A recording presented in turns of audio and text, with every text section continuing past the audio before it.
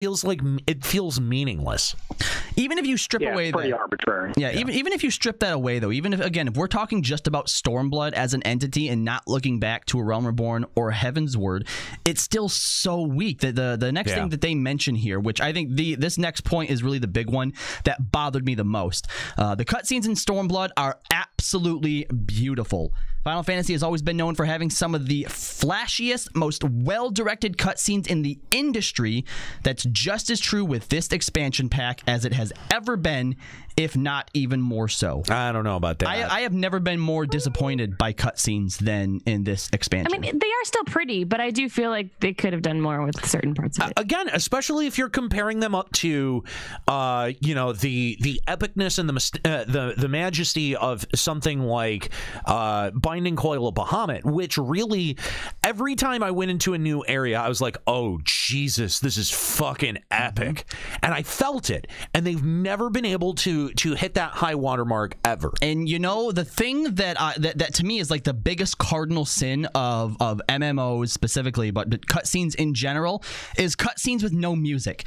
And in a game when you have someone like Soken that is working as much as he is and making the kind of music that he does, there is no excuse in the entire fucking book that you could give me on why there isn't some kind of fucking music in the background. Yeah, no, I agree. It's sort of like when you it's purposefully without music for impact, but how often does that happen? That's not the case. This was when Ian was giving his victory speech to his 12 subjects, and there's fucking nothing going on. Yep. I have never been taken out of a cutscene so much, and that should have been the pinnacle well, quote unquote, it was the pinnacle of our achievements over there in Authored, and it was diluted down into some fucking hobo talking to a bunch of drunk guys who just, watched me take the castle. He does look like a hobo, doesn't he? He's a super hobo. Anyway, all samurai do. Dejem, thank you so much for the call. We appreciate it. Do you have any shout outs before we let you go?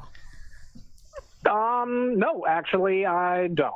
But, thanks for having me. I appreciate the opportunity. All right, thanks. Thank and you. we understand that you also listen to Checkpoint Radio on KLSP. Thank you very much for checking out the show. And thanks for calling Limit Break Radio. If you want to give the show a call, Limit Break Radio on Skype, 810-515-8715, limitbreakradio.com/Discord to give us a call. Maybe you disagree. Maybe you actually agree with the author of this article saying that Stormblood is a definitive Final Fantasy experience. I wouldn't even call it a definitive Final Fantasy experience. It's a Final Fantasy experience. Because it has the name on it. I mean, it's got chocobos and moogles and bullshit. And then it there's definitely crystals. feels like a Final Fantasy game. Like, I'm not going to deny that, but like More than the 15 pinnacle does. of what an FF should be, I don't know. Yeah. The story being told here is one that works on several levels, as a sweeping and epic tale about a massive war, and as a collection of personal, more intimate stories about several characters. Who wants to take this one apart? I don't think it works on either one of those levels, to be honest with you. It has those, but it didn't do it right. No. Those elements are present in the blender. Present, but they didn't do it right. On paper, yes. There should have been a massive war. You realize the only battle in Authored that we actually really fought was against our allies to make them our allies? That was like the big battle of Authored. Kind of right, actually. Holy shit.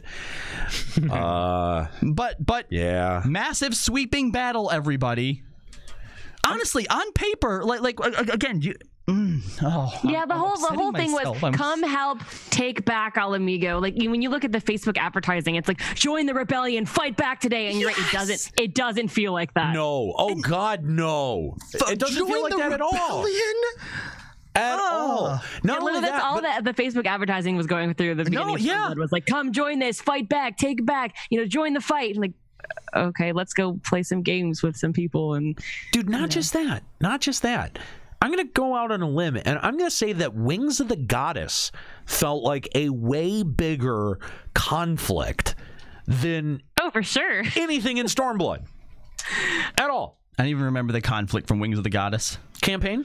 Oh, just campaign? Yeah. I mean, just campaign in general. Well, because there were actual battles. You're consistently fighting against people taking over your territories. Not just that, but you'd be going across, dude. You would be going across the map, and you would see a swarm of fucking quadavs or Yagudos. Yeah, and they would be on the way to take over the position, and it was just like it made you feel like, oh shit, there's urgency because they could kill you too. You know, there's something that I said early on. I think it was the episode where we first started talking about the story here, where I actually applauded when you came back from Author to Alamigo and sort of finished up the arc there. That actually felt a little bit more like a war, which I think it did because there were actual quote-unquote battles.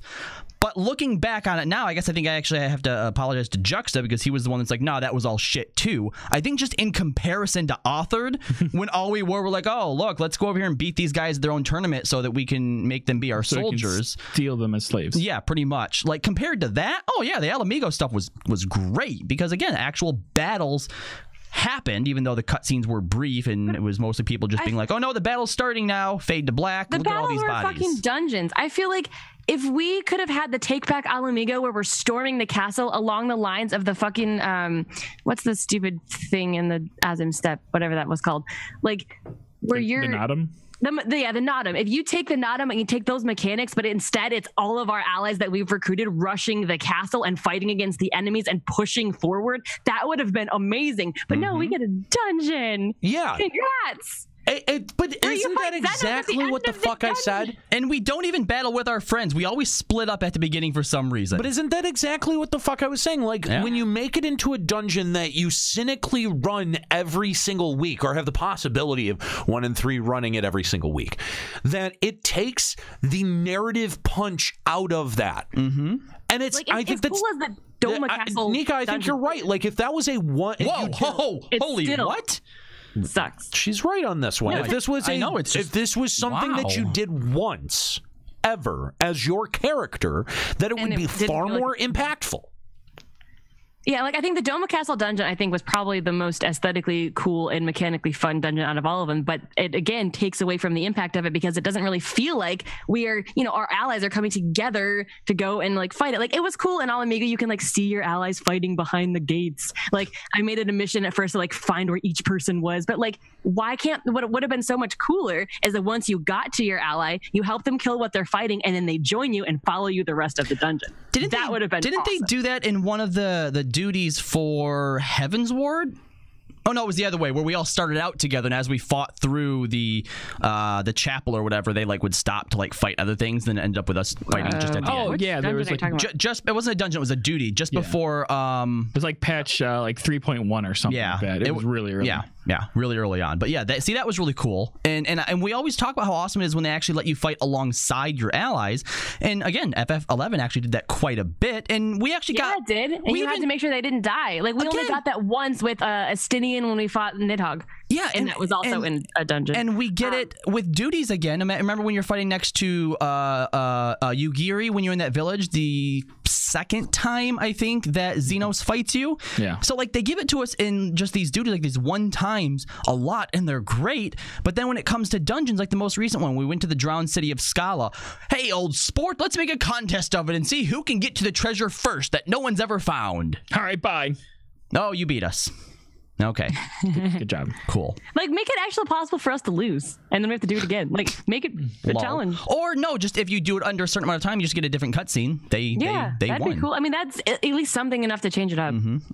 I want to talk a little bit about the characters now, because this isn't just about the massive sweeping war, but this is a great collection of personal, more intimate stories about characters. Was there any character in Stormblood, again, we're not going to use anything before Stormblood, but was there any character arc or moment in Stormblood that impacted you on a level anywhere near something from any of the Final Fantasies?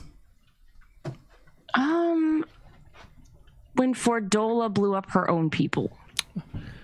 That impacted you. Why? Because I felt like I thought that meant she would never get a redemption arc, and that it was actually a turning point for her character, that she was actually like had that was the moment where I thought she could go the redemption way or the not. Okay. And the fact that she blew up her own people, I figured that meant she was now off the deep end and she was a legitimate villain, and I thought that was pretty impactful. However, we're seeing that. You're wrong. I actually have a specific question for you then, because I'm not sure if it impacted you because like the moment itself was emotional, or just because you thought, holy shit, Square Enix is about to take a chance and do something cool. A little bit of both. A little bit of both. Because the only time that I felt even a small hint of it was when Gosetsu surrenders himself to help save the villagers, whatever that Yatsuyu was just slaughtering, and we get like that torture sort of scene. Yeah, I like that too. That was good. I thought that was a good start. I thought they could have went a lot further with it. That they could have done a lot more with it. And honestly, obviously, he didn't, but had she actually killed Gosetsu there as well, for me that would have cemented her as a true villain. And to see where they are now, oh my gosh, I'm so pissed off that either of them are alive. Every Final Fantasy, like, well, not only that they're still alive, but that they're like a goofy side arc now. That they're probably going to get together and fall in love. It's going to be like a buddy cop or some shit. No, yeah, they're going to fall in love. What, Nika, you don't see that coming? By the end of this expansion, she's going to be pregnant or even have a baby. Yeah, they're an item now. What? They are 100% an item. Yep, that's happening. Maybe Hildebrand will be in there, or they'll be in Hildebrand's little story arc because it's super goofy and fun. What's wrong, Juxta? Just don't even mention Hildebrand. He's dead to me. He's not though. He's gonna be coming back. Nah, we got a preview. He'll be in this next preview. Patch, was horrendous. Right? It was nothing. Are we? Yeah, they have we gotten Hildebrand since 2.0? So. I hope Eureka just has Hildebrand in it too. They just put everything into Eureka. Eureka's everything from now on. Log into Eureka, guys. But no, whenever I look at any Final Fantasy, like every Final Fantasy that I've played, there is a singular moment that stands out among everything else where like I really felt something, right? I don't have that for any of Stormblood. I don't have it for Stormblood, and I don't have it for a large degree of Heavensward. Ysael. The Ysael was it. Oh, actually, Ysael was not Ysael's death. It was when we first meet Raish Velgur, and he's like, "You're not Lady Shiva. You're not Shiva." Yeah. And she's like, "Fuck you." What? Basically 3.0. Yeah, is where it stopped. After 3.0. I think 3.0 episode was the last optimistic episode we had. May have been because there was some legit good plot that was to be had in 3.0, and then remember the Warriors of Darkness? How they were just kind of I do remember them because they were just kind of like tacked on as they like had so much potential to be super cool. It was so weird. Villains or anti-heroes. The Urianger betrayal. They were tacked on, but they were like tacked on at the end of like every like patch, so they were like prolonging the attacking on part. No, you know what the Warriors of Darkness were? The Warriors of Darkness was an episode of Burn Notice, where at the beginning they're like, all right, this is the main story, let's go do something completely unrelated. And then at the end, okay, we solved that problem to move the main story on just a tiny little bit. Yeah. At least so far, nothing like that is popping up in Stormblood. But the thing is that we're literally just at 4.2. Like, for this person to claim that Stormblood is going to be doing is this greatest storytelling masterpiece, I'm like, do you really have any idea where this is going? Yeah. Anything like Heavensward, we haven't even started going downhill yet, guys. Yeah, right.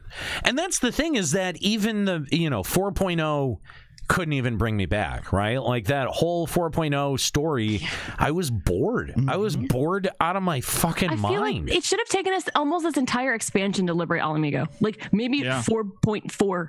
And then like we spend the last patch figuring out how to like build it back and up. there should have been deaths. Like real deaths. Like a real war. You lose in war, people die. Yeah. At this point, that we are the only casualty of the entire Alamigo thing. Just their leader is just the old guy. Okay, that's it. All right. We lost someone at the very, very start too. Some other wrinkly guy that was a resistance fighter. We did. Yeah, we lost some guy. We lost the Skuro. Oh, he was a villain though. I loved him. But I mean, also technically that first raid when we were actually that was pretty impactful at first too. When you're like not there and Xenos is raiding the entire village and you go back and like people are supposed to have died there. You still didn't for some except wait. Except they gave away the fucking big plot point in that scene where we had seen that in the fucking trailer. Xenos coming in and breaking the shield of Y'shtola. And they immediately undercut all of it, where when we have complete control, look, we're all laying on the ground dead. He could have finished off the resistance, right? He's just like, all right, let's go home now, guys. we Like, did if our they part. wanted, And to then we solidify moved back Xenos- in to the exact same location. Yeah. Yes, if they wanted to solidify him as this big bad villain, they were trying to build him up to be. They could have done so much more. And I can go back and just point out particular iterations. Like if he had killed someone here, if he had like destroyed this there, he would have been a much more hated villain. Even if they would have lined up all the survivors, right? Fine. All right, you want Yashtola to live? Fine. Line up all the survivors, and we see him behead everyone, and then someone comes in and, you know, saves us and Yashtola at the end. Fine. But no, he's literally just like, all right, guys, I'm gonna take my ball and go home now. You stop being a bad resistance. You behave now. I love because remember I dragged my feet on completing Stormblood, and of course people got at me about it in the chat, and they're like, when we were complaining about this plot point, they were like, oh, just wait till you finish it. It makes sense. It never made sense.